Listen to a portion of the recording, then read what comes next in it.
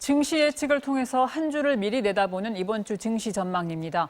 미국과 유럽의 코로나 확산이 심각한 와중에 전 세계 이목이 집중되는 미국 대선이 치러집니다. 선거 결과는 우리 증시에도 적지 않은 영향을 줄 텐데요. 전문가와 함께 예상해 보겠습니다. 신한금융투자 박현수 부장님, 안녕하세요.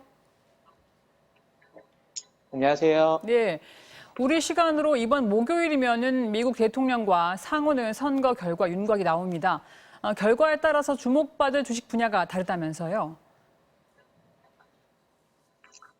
미국 대선 투표가 현지 시각 화요일 치러집니다.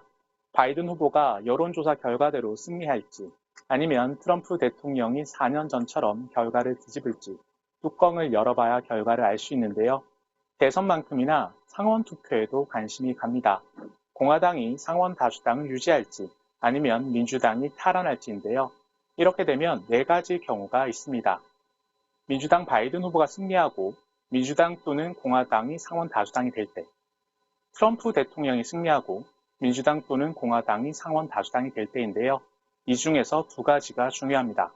첫째는 바이든 대통령이 되고 민주당이 상원을 장악하는 경우인데요. 이때는 재생에너지 관련주들이 관심받을 수 있습니다. 둘째는 트럼프 대통령이 승리하고 공화당이 상원을 장악하는 경우인데요. 이때는 IT 성장주가 다시 부각될 수 있습니다. 네, 트럼프 대통령이 선거 결과에 불복할 수도 있을 것 같던데 그렇게 되면 크고 작은 소요 사태가 발생해서 금융시장에 부정적인 영향을 줄 가능성도 점쳐진다면서요. 불복 관련 여러 시나리오가 제기되고 있는 가운데 가장 확률 높은 시나리오는 우편 투표 관련 신뢰성을 지적하면서 선거 결과를 연방 대법원으로 하여금 판단토록 하는 경우인데요. 대법관 9명 중에서 6명이 보수 진영이기 때문에 트럼프에게 유리합니다.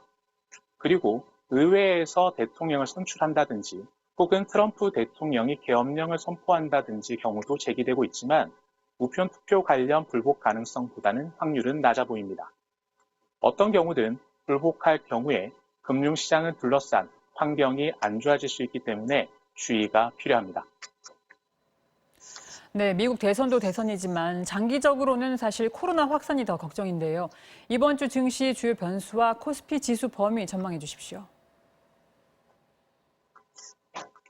미국 대선이 가장 중요한 변수이지만 미국과 유럽 등지에서 코로나19 확산 속도가 상반기 때보다 빨라졌다는 점을 유념해야 하고요.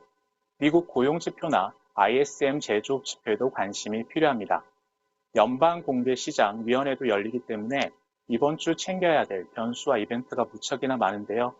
대외 불확실성이 높아진 가운데 이번 주 코스피와 관련해 NH투자증권은 2280에서 2400포인트로 제시했고요.